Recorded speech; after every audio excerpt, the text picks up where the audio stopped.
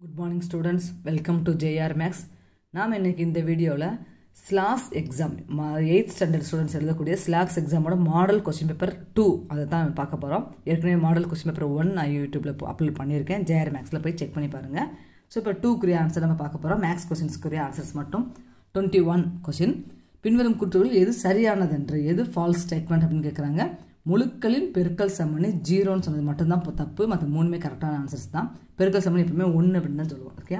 So 22 ஒரு தண்ணீர் தொட்டியின் கொள்ளளவு 2000 லிட்டர். அத்தொட்டியின் 2/5 பாகம் தண்ணீரால் நிரப்பப்பட்டுள்ளது எனில் தற்போது தொட்டியில் உள்ள தண்ணீரின் அளவு எவ்வளவு? மொத்தம் 2000 லிட்டர்.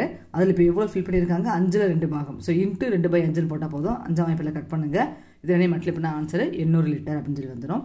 அடுத்த क्वेश्चन ரெண்டு நம்பர் ஒரே மாதிரி கொடுத்திருக்காங்க. பிளஸ் மைனஸ் மட்டும் மாறி இருக்கு. அதே மாதிரி அதே நம்பரை மாத்தியும் கொடுத்திருக்காங்க. ஈக்குவல் டு 0 என்ற சமன்பாட்டில் வெளிப்படும் பண்பை அடையாளம் காட்டுக. அடையாளம் காண்கன்னு சொல்லி கேட்டிருக்காங்க. இது என்ன பண்பை சொல்லுது அப்படின்னா கூட்டல் எதிர்மறை பண்பை சொல்லுது. பரிமாற்று பண்பு மாதிரியே தோணும். பரிமாற்று பண்பு அப்படிங்கிறது ரெண்டும் மாற்றி மாற்றி மட்டும் தான் போட்டிருப்பாங்க. ஈக்குவல் டு 0 வந்திருக்காது. அதாவது a + b equal to b + a அப்படின்னு மட்டும் தான் போட்டிருக்கணும். அதுதான் பரிமாற்று பண்பு. ஈக்குவல் டு 0 வந்துருச்சுன்னா அது என்னது? கூட்டல் எதிர்மறை. நம்ம புக்கில் ஆக்சுவலாக என்ன இருக்குன்னா கூட்டல் நேர்மாறு பண்பு அப்படின்னு சொல்லி இருக்கும். அடுத்த क्वेश्चन ஜிஎஸ்டியுடன் கூடிய கைபேசியின் விலை 30,000 ரூபாய்.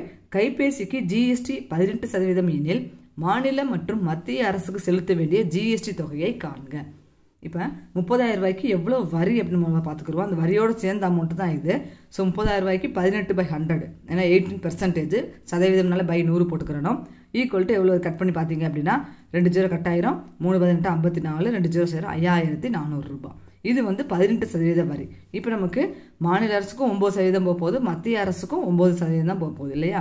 அப்போ தனித்தனியாக பார்க்குறப்ப நான் 9% மட்டும் எனக்கு தனியாக வேணும்னா இந்த அமௌண்ட் பாதி தானே, 18ல் பாதி தானே 9. ஸோ இந்த அமௌண்ட்டில் பாதி பார்த்தா போதும் 2700 வரும். ஸோ மத்திய அரசுக்கு 2700, மாநில அரசுக்கும் 2700 வரி போக போகுது.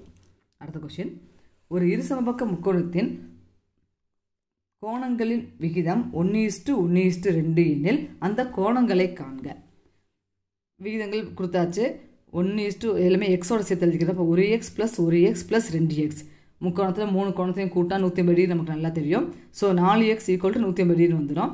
எக்ஸ் மட்டும் இருந்தால் அதை 4ஆல் வகுக்கணும். இதை கட் பண்ணோம்னா ஆன்சர் 45 டிகிரி. அப்போ எக்ஸோட மதிப்பு 45, இது 45, அப்போ இது 45. அடுத்த மூணாவது கோணம் வந்து 2xன்னு சொல்லுவோம். அப்போ 2 × 45 90 டிகிரி அப்படின்னு சொல்லி வந்துடும். அடுத்த क्वेश्चन 26 வனிதா மற்றும் கவிதா ஆகியோரின் உயரங்களின் கூடுதலின் வர்க்கம் 25x² சென்டிமீட்டர் ஆகும். கவிதாவின் உயரம் 4x + y சென்டிமீட்டர் எனில் வனிதாவின் உயரம் எவ்வளவு அப்படின்னு சொல்லி கேட்டிருக்காங்க. ஆக்சுவலாக கவிதா வனிதா ரெண்டோரோட ஏஜ் ரெண்டையுமே கூட்டிக்கிறணும். அந்த கூட்டினதை ஸ்கொயர் பண்ணியிருக்கணும். ஸ்கொயர் பண்ணதில் பார்த்தா x² மட்டும் தான் வந்திருக்கு, y வரலை. ஸோ ஆன்சர்லேருந்து நம்ம இங்கே ஒவ்வொரு ஆப்ஷனாக செக் பண்ணி பார்க்குறப்ப x - y போட்டு நம்ம செக் பண்ணோம்னா இந்த ஆன்சர் கரெக்டாக வருது. அதாவது கவிதாவோட உயரம் 4x + y, வனிதாவோட உயரம் x - y இருந்தால் நமக்கு என்ன ஆயிரும்? y கேன்சல் ஆயிரும். +y - y கேன்சல் ஆயிரும். 4x + 1x கூட்டோம்னா 5xன்னு வந்துடும். இதை நம்ம ஸ்கொயர் பண்ணோம் அப்படின்னா 5 25 x². அவங்க சொன்ன ஆன்சர் வந்துடும். ஸோ y கேன்சல் ஆகணுன்றனால -y வரக்கூடிய மாதிரி எடுத்துக்க போகிறோம். 5 வந்தால் தான் இங்கே 25 வரும். அதனால் வெறும் x எடுத்தால் தான் இங்கே 4x ஏற்கனவே இருக்குது. அது கூட 1x சேர்ந்தால் போதுன்றதுனால ஆன்சர் x - y நம்ம செலக்ட் பண்ண போகிறோம். அடுத்த क्वेश्चन பாருங்க. மணியின் வயது ரவியின் வயதை விட 3 மடங்கு அதிகம். இருவரின் வயதுகளின் கூடுதல் 48 எனில் மணியின் வயது என்னன்னு கேட்டிருக்காங்க. இப்போ ரவியின் வயதை நம்ம எக்ஸ்ன்னு எடுத்துக்க போகிறோம். மணியின் வயதை ஒய்ன்னு வச்சுக்கிடுவோம். அப்போ மணியோட வயது எப்படி இருக்கு? ரவியோட வயசு அது எக்ஸை விட 3 மடங்கு அதிகமாக இருக்குது. அப்போ 3ஆல் பெருக்கிக்கிறணும். இது ஒரு சமன்பாடாக கொண்டு வரணும். இப்போ 3x + y இந்த பக்கம் வந்தால் -yன்னு வரும். ஈக்குவல் டு 0ன்னு வந்துடும். அடுத்த இது ஸ்டேட்மெண்ட் படித்து பாருங்க. இருவரின் வயதுகளின் கூடுதல் 48. அப்போ ரவியோட வயசு மணியோட வயசு ரெண்டையும் கூட்டணும் 48 வரணும். இப்போ x + y ஈக்குவல் டு 48. இப்போ நம்ம ரெண்டு சமன்பாடையும் கூட்டணும் அப்படின்னா என்ன ஆகும்? y எனக்கு கேன்சல் ஆயிரும். x மட்டும் தான் வரும். அப்போ 3x + 1x ஈக்குவல் டு 4xன்னு வந்துடும். 4x ஈக்குவல் டு 48 இருந்தால் x மட்டும் வேணும். இதை 4ஆல் வகுத்தா 12ன்னு வந்துடும். நமக்கு கேட்டது மணியோட வயசு. மணியோட வயசு நம்ம ஒய்ன்னு எடுத்திருக்கோம். y வந்து 3 × x. அப்போ 3 × 12 எவ்வளோ வந்துடும்? 36 அப்படின்னு வந்துடும்.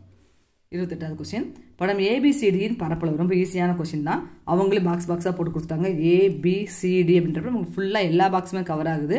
உள்ள எத்தனை சதுர சென்டிமீட்டர் அவங்க கொடுத்துருக்காங்களோ அதை ஆட் பண்ணால் போதும். 20 ப்ளஸ் 25 ப்ளஸ் 5 ப்ளஸ் ஒரு 4 இப்போ 45 50 54 சதுர சென்டிமீட்டர். அடுத்தது பாருங்கள், 2 இணையை விட்ட ஒரு கோடு வெட்டுது. இதோ ஒய்யோட மதிப்பு என்னன்னு கேட்டிருக்காங்க. இந்த இடத்துல இது ஒய்யாக இருந்தால் இந்த இடமும் ஒய்யாக தான் இருக்கணும். ஏன்னா இது ரெண்டும் ஒத்த கோணங்கள் அப்படின்னு சொல்லுவோம். ஒரு குறுக்கு வெட்டி வெட்டுறதுனால வரக்கூடிய கோணங்கள் சமம். இது 9th இருக்குது. ஒத்த கோணங்கள் அப்படின்னு நம்ம இதை சொல்லுவோம். ஸோ இது ஒய்யாக இருந்தால் அடுத்து நம்ம இது நம்ம 8th வரக்கூடியதான். இந்த 2 அரை வட்டத்தில் அமையும் கோணம் 180 டிகிரி வரும். ஒரு நேர்கோட்டில் அமையும் கோணம் வச்சுக்கலாம். ஒரு நேர்கோட்டில் அமையும் கோணம் வந்து எவ்வளோ இருக்குன்னா 180 டிகிரியாக இருக்கும். ஒய்யையும் 74 கூட்டுனா 180 டிகிரி வரணும். இப்போ எனக்கு ஒய் மட்டும் வேணும். 180 ப்ளஸ் 74 இந்த பக்கம் 70 மைனஸில் வந்துடும். கழிச்சோம்னா 106 டிகிரி அப்படின்றது ஆன்சர் வந்துடும். ஒய்யோட மதிப்பு 106 டிகிரி. அடுத்த கொஸ்டின், மகிழன் தமிழில் 25க்கு 22 மதிப்பெண்களும், ஆங்கிலத்தில் 40க்கு 36 மதிப்பெண்களும், கணிதத்தில் 60க்கு 57 மதிப்பெண்களும் பெற்றுள்ளான். அவன் எந்த பாடத்தில் அதிக மதிப்பெண் பெற்றான்?